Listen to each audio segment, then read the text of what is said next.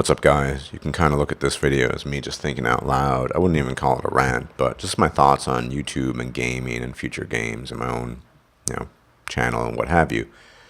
Now, unfortunately, recently I took a couple of financial hits. I mean, it was a couple of days ago, related to my main channel and stuff, and I'm gonna have to postpone getting my new computer, I think, by a month or so. That's the plan. I originally was gonna get it next month, but because I took some significant financial hits, I'm gonna have to postpone it to the month afterwards.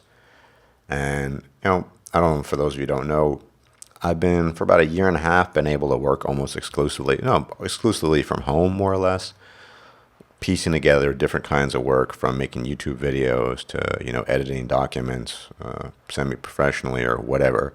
Just a lot of little different things, but when one of those little things doesn't work out, then it kind of creates a huge impact, and then you got to deal with the fallout. And right now, I still want to get the supercomputer, but it's super expensive. And technically, I have pretty much have the money.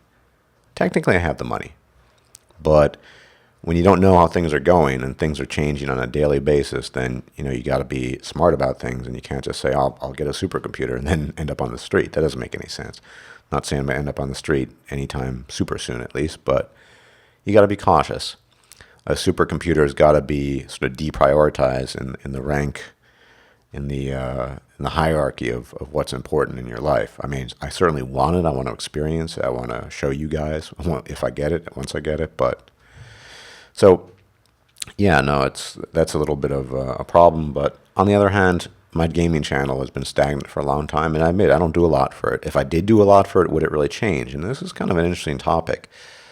YouTube is funny. Just because you do a lot of stuff on YouTube doesn't mean that it's going to happen or something's going to change. I mean, I'm pretty convinced that I could put out material on my gaming channel, quality material. I'm not claiming this is quality or everything I do is quality every day, and very little would change. Because, for one, YouTube and gaming, as far as a market's concerned, and at the end of the day on YouTube, everything is pretty much a market, is super oversaturated. It's it's a super oversaturated market. Very few people make it, and the people who make it usually follow a formula or have been around for a long, long time, or they're a fluke. I mean, I like Gopher a lot, and everyone knows I like Gopher, but Gopher's a fluke. The fact that he's successful, all this stuff, there were certain elements that played into that, but at the end of the day, he got super lucky, and more power to him. I like his channel. I watch a lot of his stuff, and that's great. But gaming is kind of oversaturated. So let's assume I get out of my little financial crisis now and everything's kind of smooth sailing. So I get the computer.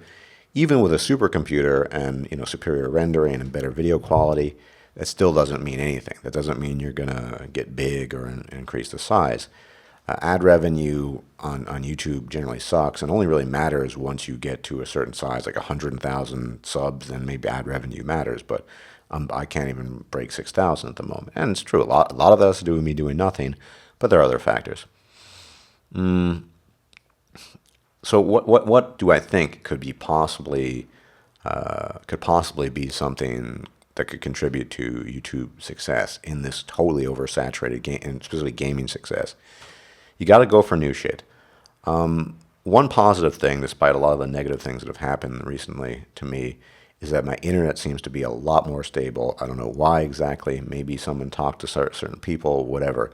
But 95% of the time, it's been just a lot more stable than it ever had been in the past. This means that Twitch has become a real option for me. I might be able to Twitch live stream things. I don't know if you would watch that or anyone would watch that, but there are different possibilities.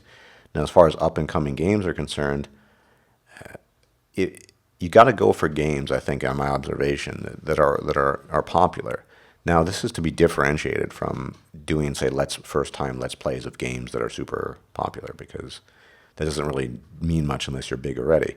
But, for example, Rainbow Six Siege is coming out, I think, in December, and if I'm still alive and I have the money and I have the computer and all of that, yeah, I could do live streams of that. Maybe I think people would watch that. I have a little bit of a following from GRP, even though I'm pretty burnt out on that game. And I wouldn't even have to be that good. I could just be, as long as my commentary was quality, and or rather work quality, and I'm playing at a decent level, then that would be enough. So there are possibilities. Now, I call this Stardust LP. The funny thing is I don't have a lot of LPs, and I don't even know how to LP. Let's plays are just they're kind of, as far as the gaming market's concerned, they're not really, I mean, very few people can do well with them. I know Gopher does well, but Gopher is just Gopher. He's kind of a freak in a way, in a good way. He's sort of like a positive freak. Get guys like Sorcerer Dave and whatever, and they're playing games that they really, really like and they're familiar with. I don't really believe in sort of day one LPs. I tried it, it didn't really work too well because you don't know what you're doing, and you look lost, and then people get irritated and frustrated. So yeah, I think I'll probably do an LP in the not too distant future. I mean, assuming I get the new computer and financially things start looking up a bit. But yeah, it's a question of if and when. But I don't see LPs as being the bread and butter of a gaming channel unless you have a talent for it, and I don't think I do. I'm much too frank. I'm much too kind of low key. I tend not to get super excited about stuff. And everyone who's known me for a while, I'm not Mister. Hey guys, check it out! It's amazing LP. And no, that's not me. So sample size there, sample recording. So if I'm going to work on the gaming channel, I got to focus, I think, in the future. I mean, LPs can be just for fun, for games I like The Witcher 3, once I become more familiar with it, and I stop playing because it's just not as good on a laptop as it would be a proper PC. And other games. I do plan on uploading a couple of things I'm doing with this new Dwarf playthrough, maybe some new scenes I haven't uploaded. I'm not expecting people to watch them too much, but whatever, I'll upload them because I think it's cool. And I don't really expect this channel to grow very much. And I've thought about this for a long time. Is gaming is oversaturated. I think where there could be growth would be something like Rainbow Six Siege, maybe Tom Clancy's Division if I'm still around and alive and have the money by then. And games that are going to be reasonably popular that you can do something with, and much less so kind of first time LPs. You need to kind of know the game a little bit. I felt when I did my first like sort of day one LP of Dragon Age Inquisition, I didn't know what I was doing. It was kind of embarrassing. It was just bad, and so I don't want to repeat that. Yeah, maybe Skyrim again because I could kind of get into the voice acting there, but that's not bread and butter, and people tend not to watch LPs for the most part, in my experience.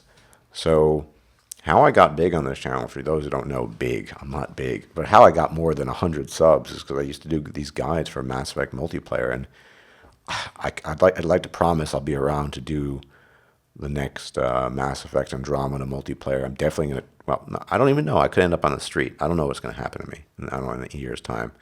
I might be completely. One thing is very possible. I might be completely off of YouTube because financially, the internet. The internet is a hustle that's hard to make work. I pieced together my income from very different things I used to do in the past a little bit, like editing, some translation sometimes, Patreon on my main channel, AdSense revenue here and there, different things, random donations. And, that's kind of me just kind of getting by. And I'm actually cool with that, but when that takes a dip, it can really hit you. And so you're just thinking, what can I do next? And I love working at home. I love not having colleagues or coworkers, and I love not having a boss, but other things can affect you, and you just think maybe a stable income would be better, and then you just don't have the time to work on videos anymore. Once you're working full time, I know what that's like. You come home, you're tired, you're fed up, you don't like the people you work with, and I feel that that's not a life I want to live, but it might be a life I'll have to live again if things don't work out. So I don't know. I'd love to promise that next year, and I think it's Christmas time, but I think they're going to actually postpone. They're going to push it back further, Mass Effect Andromeda, to 2017, maybe the beginning. If I'm still around and I'm able to work my hustle, then I'd love to make video guides for that and get into that. I think I did really well back in the day, and I think I do much better now with much better knowledge of editing and everything because they were pretty simple and straightforward and much better tech potentially, but that's way down the line. More immediately, if I'm still around, Rainbow Six Siege, just because, frankly speaking, I think it's going to be popular. Things like Tom Clancy's Division, etc. These things could be popular. They could be live streamed, etc. And got to see what Twitch is. I'm probably going to open up a Twitch account next month, maybe. So we'll just see what happens. But I think LPs, as far as the mainstay of a channel, it's really difficult to do that unless you're Gopher, who got really lucky, or even Sorcerer Dave.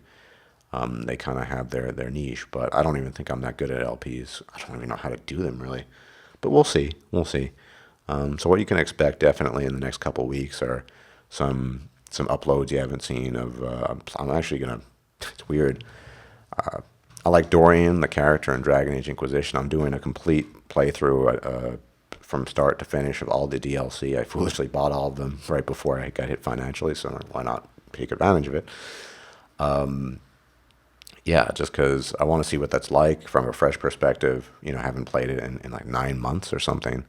See what that's like, how I feel, how I react to things.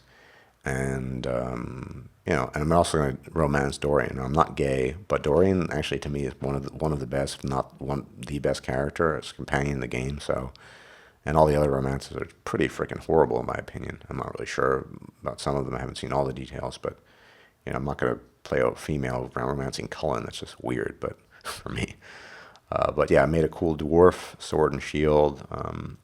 If the scenes are relevant, like certain things from the DLC or whatever, I think I might record and then upload. But for the most part, I'll just be getting my impressions and then offer them later on, because I'm definitely biased in a way. I think BioWare, there's just things I notice already about the game. I think, damn, the fetching and the kind of pseudo open world and the cartoonishness and things like that, they drive me crazy. But then I have some pretty cool dialogues. Like Cassandra, I don't think she's attractive, but I like talking to her. She's interesting. I think she's introspective and she's open-minded. So some of the companions are kind of cool, some less so, and we'll just see. We'll just see what's going to go on, what's going to happen. If the financial stuff gets worse, meaning the internet hustle becomes more and more difficult, then things are definitely not going to look up, but things can pick up. Internet's just random for the most part. And here's the other thing: if you don't have a specific genre, whether it's gaming or whatever, it's hard to capitalize on regular income. I mean, I don't really. Those of you know my main channel, has a certain kind of flavor to it, but I talk about a lot of different things.